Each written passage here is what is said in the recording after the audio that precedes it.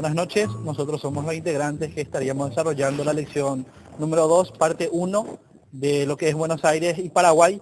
Estaremos viendo lo que fue la expedición de Ortiz de Zárate y también estaremos abarcando todo lo que fue la segregación que sufrió la provincia del Paraguay, su segundo desmembramiento más grande que tuvo dentro de la historia de nuestro país, y estaremos haciendo este recorrido junto con los compañeros que a continuación estaremos presentándonos. Mi nombre es Sergio Caballero. Isidro González, Hugo Leguizamón, Macarena Mayana y otros 3 integrantes, Edgar Baranda, Adriana Madrinac y Laura Vega. Hicimos un recorrido de 393 kilómetros que duraría 5 horas 46 minutos, pero hicimos en 7 horas y 30 minutos por el tema de la inclemencia del tiempo, que nos agarró desde San Ignacio Misiones. Actualmente estamos en la ruina de Trinidad, departamento de Itapúa.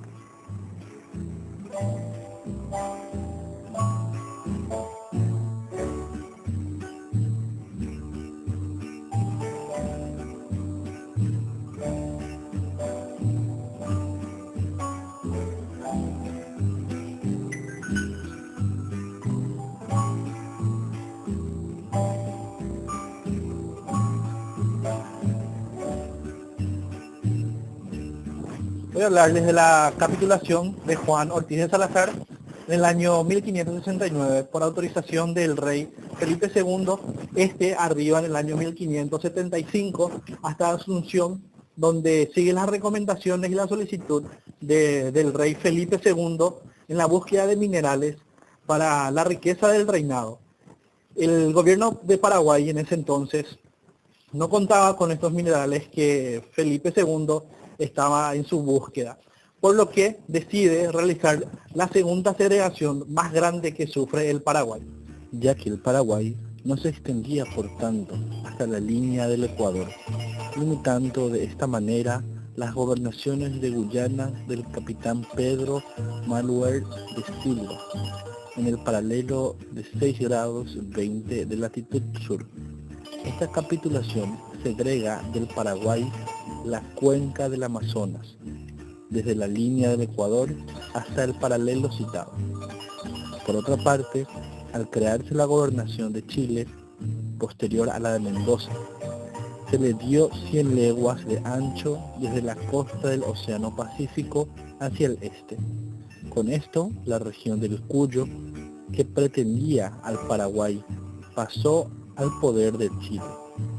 La capitulación, al no incluir los territorios de Amazonas y Cuyo, constituyó la segunda desmembración del Paraguay en el colonial.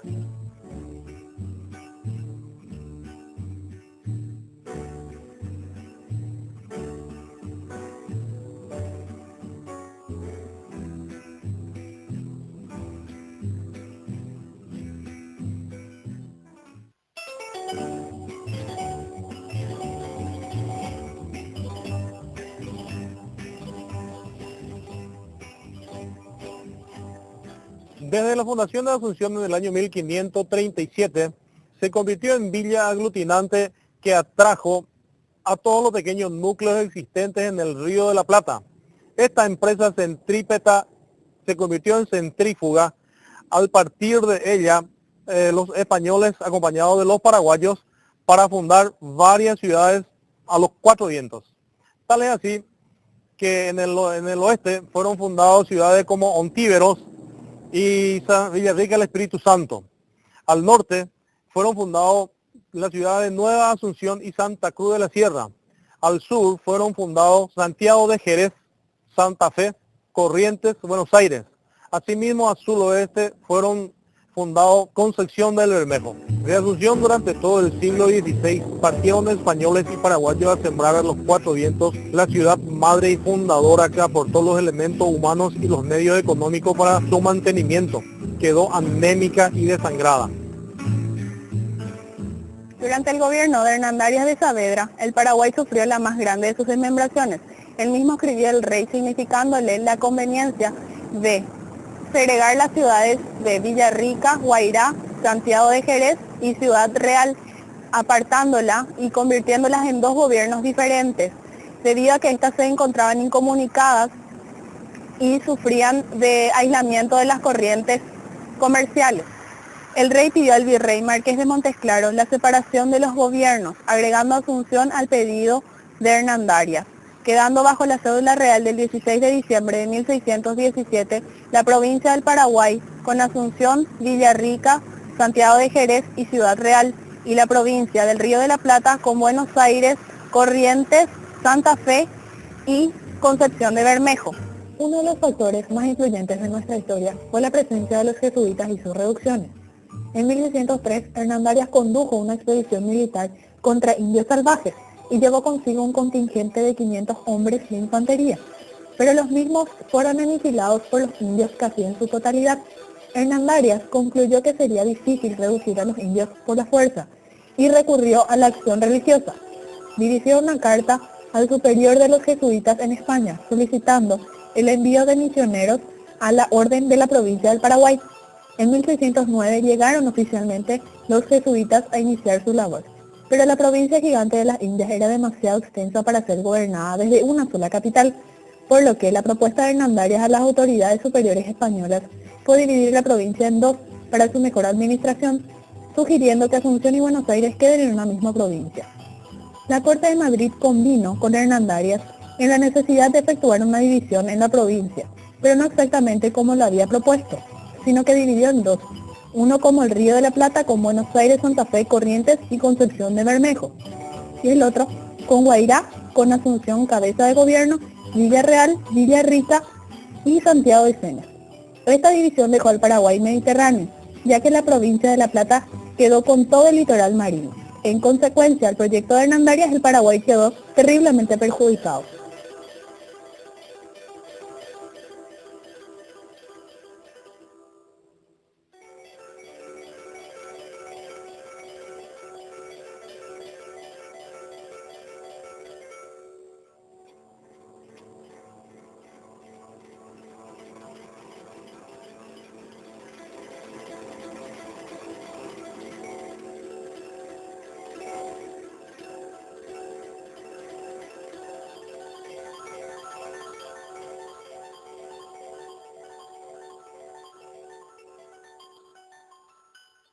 Estoy con Cristian Arévalos, que es funcionario de la Secretaría de Turismo, y me gustaría hacerte algunas consultas. Buenas noches. Sí. La primera consulta es si nos puede dar una breve reseña histórica del inicio de la Compañía de Jesús. Sí, perfecto. Vamos a tener que recordar entonces el pedido hecho de alguna forma por Hernando Arias de Saavedra para que la orden llegase al territorio, a la región, al territorio paraguayo. Se habían consolidado de alguna forma en el año 1604. Se crea precisamente la gran provincia jesuítica del Paracuaria, según los documentos. Una fecha de alguna forma importante. Claudio Acuaviva, este padre, el superior de la Compañía de Jesús, envía un documento a Diego de Torres para que primeramente estableciera la región esta llamada provincia jesuítica del Paracuaria, para posteriormente iniciar una serie de establecimientos con los nativos guaraníes, con el principal propósito de terminar con el sistema de las encomiendas y de alguna forma también defender a esta población de los bandeirantes, de la persecución de los bandeirantes paulistas específicamente. ¿Y cuál fue la misión principal de la Compañía de Jesús? Yo no diría de esta forma que llegaron, que esta orden llegó de alguna forma, aparte de evangelizar, a brindar cierta protección a la población guaraní, protegerlos primeramente, brindarles una muy buena educación y la conversión por el hecho de que este orden es importante. Ningún guaraní, ningún nativo fue forzado a formar parte de las misiones, entonces por lo general afirmo de que esto pudo haber pasado en una tercera página del hecho de llegar a darles primeramente una protección, ordenarlos, enseñarles de alguna forma a defenderse de estas dos agrupaciones. Recordemos de que se crearon ejércitos también para el efecto. Se les brindó una excelente educación a estos nativos y la conversión un tercer proceso. ¿Y cuáles fueron las enseñanzas que la Compañía de Jesús hizo en favor de los indígenas? En ese tipo de comunidades, unas 30 básicamente, porque fueron 30 los establecimientos jesuíticos guaraníes, 30 misiones que fueron fundadas sucesivamente, que de alguna forma las enseñanzas básicas consistían para todo por igual, por supuesto. Hablar, leer y escribir correctamente, aparte del guaraní, el español y el latín también. En cuanto a enseñanzas avanzadas, porque seguían con esto también los guaraníes, por lo general aprendían clases de arquitectura, astronomía, accedían a clases de pintura, o sea, las artes, la música, escultura, pintura, todas las ciencias. Recordando siempre que la formación de estos jesuitas fue y sigue siendo la más completa, una especie de formación militar, el sacerdocio en sí y la formación extra, que muchos de ellos eran arquitectos, relojeros, escultores, pintores. Recordemos a uno de ellos, a Domenico Stipoli, por ejemplo, que fue músico también. Siempre como que los miembros de la Compañía de Jesús contaban con una formación extensa, completa. ¿Y ellos cómo sustentaban? Si los jesuitas vinieron a enseñar, ¿cómo sustentaban las reducciones? Sí, muy buena pregunta, por cierto, en cuanto a lo económico. Hablaríamos de producción agrícola, producción ganadera a gran escala. Aquí tenemos básicamente lo que representaría un trazado típico urbano, el cual siempre estaba rodeado de grandes extensiones de tierras cultivadas, espacios destinados a la cría de ganado vacuno. Entonces hablaríamos de una superproducción, una producción agrícola y ganadera a gran escala, más lo producido por lo general en los talleres como esculturas hechas de madera, de piedra, sacras por supuesto, instrumentos musicales de alta precisión, instrumentos de uso astronómico, fueron varias, muchísimas, la producción, digamos, de las diferentes misiones, de las 30 específicamente. ¿Y cuál fue el motivo de la persecución y la expulsión de los jesuitas de la provincia del Paraguay? Vamos por la primera. Principalmente esta población fue muy perseguida por los encomenderos. Tomar nativos para las diferentes tareas personales. La persecución de los banderantes paulistas que directamente tomaban nativos de esta región y los llevaba a lo que sería territorio de Portugal. Entonces, la necesidad de contar con mano de obra gratis, en otras palabras, de contar con básicamente esclavos, tanto como los colonos españoles y los bandeirantes paulistas necesitaban una vasta mano de obra, y vieron que los guaraníes eran muy habilidosos en los diferentes trabajos. Entonces, siempre se le persiguió a la población guaraní con propósito de tenerlos como esclavos, en otras palabras. ¿Y cuál fue el motivo de la expulsión de los jesuitas en el Paraguay? Bien, eso en cuanto al desalojo de esta orden, es la parte más compleja de la historia. Fueron sucesivas expulsiones porque los diferentes dominios, tanto Portugal, Francia, España, habían decretado el desalojo de estos padres en diferentes años, en diferentes periodos. Empezamos por Portugal allá por el año 1759, Francia en 1762, Carlos III en el año 1767-68, y finalmente la supresión de la Compañía de Jesús, porque terminaron, en un momento se terminó con la orden de los jesuitas. Los jesuitas desaparecieron oficialmente del círculo del Vaticano por orden de Clemente XIV, fue quien disolvió, quien extinguió la Compañía de Jesús.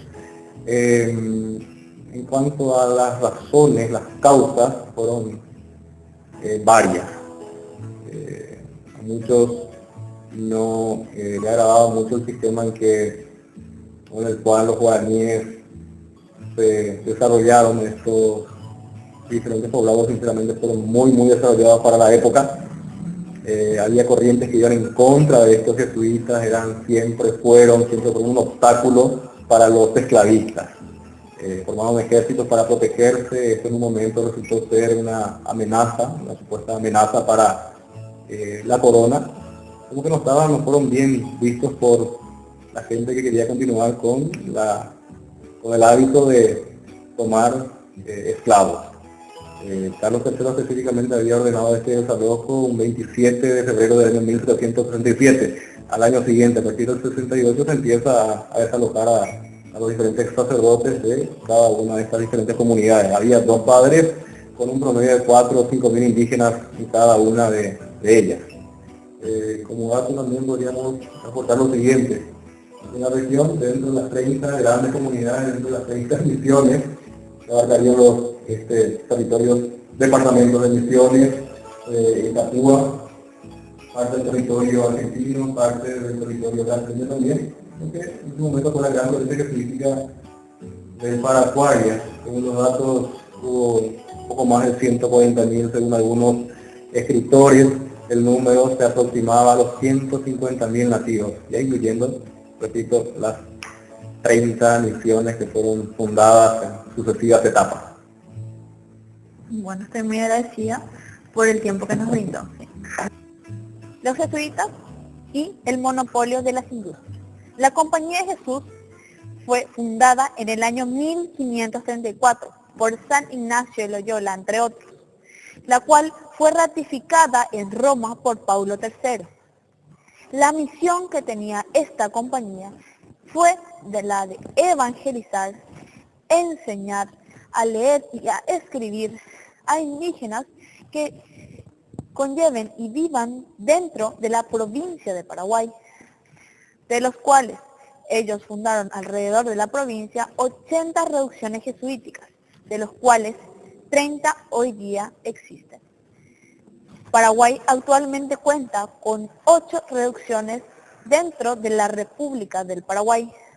Las industrias básicas que se manejaban en la época eran gracias a la buena administración económica y agrícola que enseñaban los jesuitas, de los cuales la sapiencia, la sabiduría y la practicidad que fomentaban y demostraban los guaraníes para aprender sobre estas industrias básicas que lograban una buena subsistencia. Para lograr esto, era necesario una unidad que pueda conformarse y llevar a cabo proyectos, a través de los cuales siempre era necesaria la ayuda de todos los caciques, que conformaban un cabildo. Aproximadamente en cada reducción estaban 5.000 indígenas, de los cuales ante cada reducción estaban 2 sacerdotes jesuitas. Ellos ayudaban a que exista una buena organización. A través del monopolio en la industria básica se podía observar que necesitan una buena distribución de propiedad, una propiedad individual y una propiedad comunal. En la propiedad individual, ellos se basaban en que debían ser su sustento durante todo un año, por lo cual ellos se encargaban de la cosecha todos los días para lograr concretar anualmente ese proyecto. También trabajaban de forma comunal con el algodón, la yerba mate y el trigo. Ante toda la cosecha que hacían de forma anual, ellos debían pagar tributo a la corona española. La misión más importante de la Compañía de Jesús fue de evangelizar a estos indígenas, a proporcionarles un tipo de protección y un tipo de enseñanza que pueda fomentar y construir la base de una cultura. En la actualidad, y gracias al legado que han dejado los jesuitas, se pudo comprobar de que existió una fusión de la cultura jesuita y la cultura guaraní.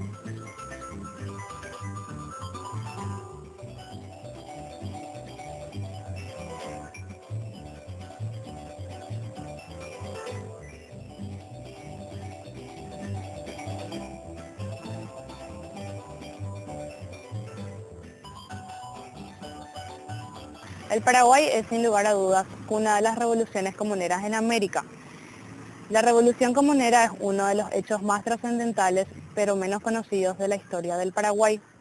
La palabra comuneros se refiere al término común en su acepción de todos los ciudadanos de una ciudad o villa. En el Paraguay se refiere a todos los colonos que participaron en las revueltas acaecidas en la provincia en el siglo XVIII. Los antecedentes de la revolución comunera en Paraguay se remontan a los siglos XVI y XVII. En 1544 con la destitución de Álvar Núñez Cabeza de Vaca y el nombramiento de Domingo Martínez de Irala. Posteriormente el movimiento armado contra Felipe de Cáceres, quien sustituiría al adelantado Ortiz de Zárate. Todos estos hechos se realizaron invocando la Real Provisión del 12 de septiembre de 1537. Como antecedente muy importante en el Paraguay tenemos el nombramiento de Diego Reyes de Balmaceda como gobernador del Paraguay. En realidad en Madrid fue nombrado gobernador Antonio Victoria, pero este nunca llegó a salir de España debido a que los jesuitas lo sobornaron para que vendiera su cargo. Así lo hizo, vendió su cargo a Diego Reyes de Balmaceda para que éste fuera gobernador, pero esta no fue la única irregularidad cometida por Balmaceda, porque existía una prohibición de que quienes vivían en la provincia del Paraguay fueran gobernadores y Balmaceda vivía en Asunción. Pero lo que realmente disgustó a los jesuitas fue el hecho más que evidenciado de que Balmaceda era un dócil instrumento de los jesuitas en detrimento de los colonos, llegando a perseguir a los ciudadanos, comportándose como un déspota.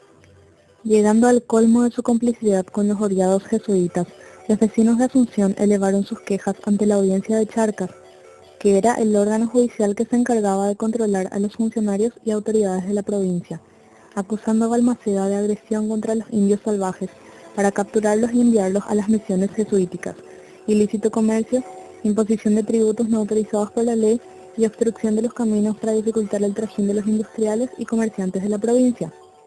Balmaceda tan solo se burló hasta de la misma audiencia, apoyándose siempre en los jesuitas, pero Charcas, sintiéndose agraviada por su parte, nombró el 20 de noviembre de 1720 al panameño don José de Antequera y Castro como juez visitador en el Paraguay, con la misión de indagar acerca de las acusaciones hechas contra el gobernador y con la autoridad de destituirlo y ocupar temporalmente la gobernación en caso de encontrarlo culpable de los cargos en su contra.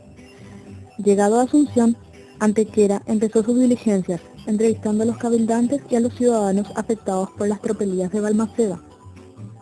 Allí se enteró, con las exageraciones que tales circunstancias acarrean, no solo de las actuaciones irregulares del gobernador, sino también de la situación de los provincianos ante los misioneros de la Compañía de Jesús. Entonces, en medio de aquel clima ya caldeado, donde era palpable la sensación de un pueblo oprimido por un lado y un déspota apoyado por los religiosos por otro, que el visitador Antequera perdió la ecuanimidad y la calma tomando partido por el pueblo. Antequera era de tendencia comunera y para agradable sorpresa suya se encontró en el Paraguay con todo un pueblo para quien no eran extrañas las ideas comuneras y que incluso ya tenían un rico historial comunero desde el gobernador Irala. Las denuncias formuladas por los vecinos de Asunción contra el gobernador Diego de los Reyes Balmaceda se resumen en 6. Carecer de la dispensa de la naturaleza para ejercer la gobernación de la provincia. Llevar una guerra innecesaria a las tolderías de los Payaguá, causándoles gran mortandad. Tener ocupados a 200 indígenas en el laboreo de la yerba mate durante más tiempo de lo debido, sin las compensaciones establecidas en la ley. Establecer impuestos sin estar autorizado para ese fin. Comerciar con extranjeros, portugueses, pese a la prohibición y abusar de su influencia para adjudicarse beneficios en el tráfico fluvial. Interceptar los caminos que conducían a Charcas y mantener prisioneros a respetables vecinos de la provincia. Habiendo encontrado culpable a Balmaceda de los cargos hechos en contra suya, lo destituyó como gobernador y ocupó él mismo el cargo de manera provisoria. Hasta ese momento había obrado Antequera dentro de la legalidad y la prudencia, pero, llevado por las acusaciones hechas por los asuncenos contra la Compañía de Jesús, José de Antequera actuó con impulsividad, sin reflexionar mucho en las consecuencias de sus actos. Envalentonado tal vez por el entusiasta apoyo de la población asuncena, procedió de inmediato a expulsar violentamente a los jesuitas del colegio que poseían en Asunción.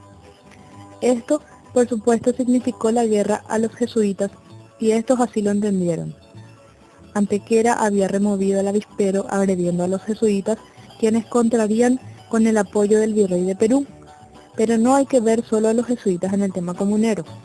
ante que era desacataría la autoridad española actuando como un rebelde, arrastrando consigo a toda la provincia del Paraguay, que sería toda ella tratada también como rebelde. La revolución de los comuneros se iniciaba. En consecuencia, se desencadenó la revolución contra el poder absoluto representado por el virrey de Lima, quien defendía la causa jesuítica y los comuneros. Estos últimos fueron derrotados y el obispo Cárdenas expulsado de Asunción. Entre tanto, la rivalidad entre la población y los misioneros jesuitas siguió latente. Continuaron los motivos de queja y de protestas populares contra las injusticias del poder absoluto.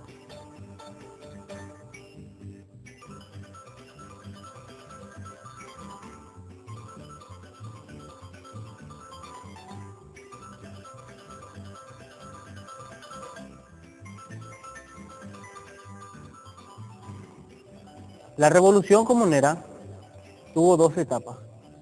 La primera entre Domingo Martínez de Irala y Álvaro Núñez Cabeza de Vaca. Y la segunda entre los jesuitas, los comuneros y los franciscanos. Los franciscanos sostenían que la voz populi era la voz de Dei, la voz del pueblo era la voz de Dios. En 1537, el 12 de septiembre, el rey dicta la Real Cédula, por el cual decía que a la muerte del primer adelantado del Río de la Plata, don Pedro de Mendoza, y su sucesor, Juan de Ayolas, el pueblo debería elegir un gobernador. Asume Domingo Martínez de Irala como gobernador temporal y en 1542 llega el segundo adelantado, Álvaro Núñez de Vaca.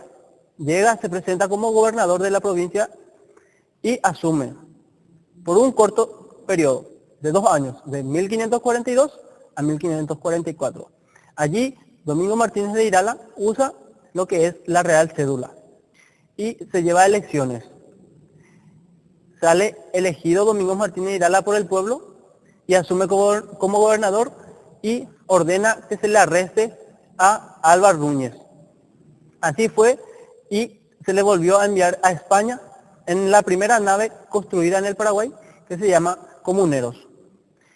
Se formó el Frente Alvarista y el Frente Iralista, donde se produjo la revolución. ¿Quién iba a pensar que en la lejana Asunción se usaría la Real Cédula del 12 de septiembre de 1537? En Paraguay y en toda América, y por qué no decir en el mundo, fue la primera elección en Asunción. Origen de la Revolución Comunera. En España se llamaba comunidad al régimen especial de un territorio, cuyos pobladores, unidos por los mismos derechos y obligaciones, formaban una ciudad libre que no dependería de nadie fuera del mismo rey. A la revolución llevada a cabo en aquel país se llamó Revolución de los Comuneros de Castilla. Muchos conquistadores del Río de la Plata habían actuado en esa revolución o la habían presenciado, permaneciendo siempre fieles a este ideal de libertad. Los principales caudillos comuneros fueron José de Antequera y Castro, Fernando de Mompox, Fray Miguel de Veras, de Vargas Machuca, José Dávalos y Peralta, Sebastián Fernández Montiel, Fray Juan Arregui, por citar algunos. La revolución duró aproximadamente 19 años, no continuamente, pero en cortos periodos, 1717 hasta 1736.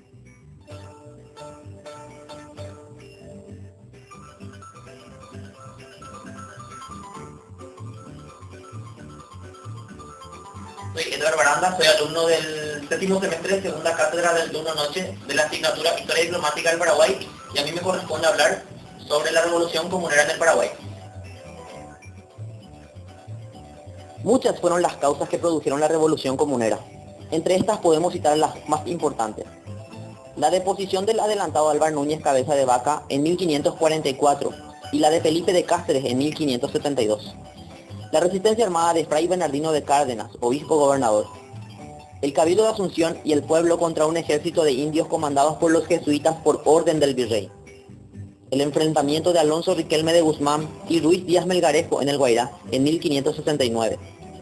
La sublevación de los mestizos en Santa Fe. Primera inquietud cívica de los mancebos de la tierra.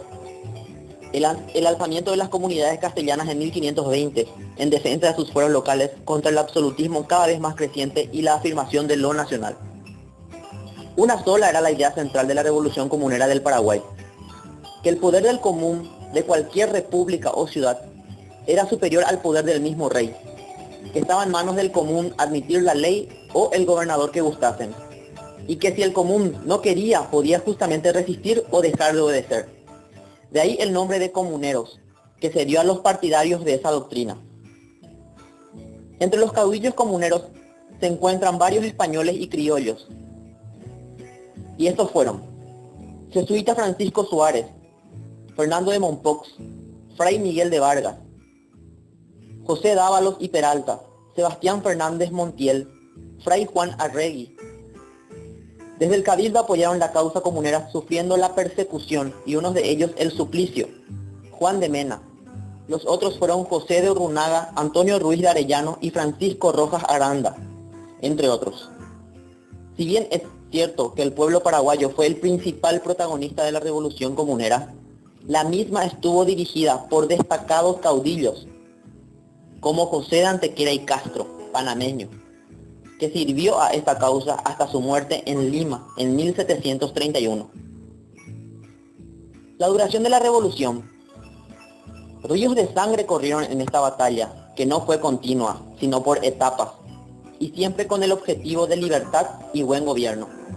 Ideas que resumían los viejos anhelos del pueblo paraguayo. Esta revolución se desencadenó cuando empezó la lucha por la mano de obra indígena entre los dos grandes poderes coloniales del Paraguay en aquel entonces, el poder jesuítico y el poder del Cabildo.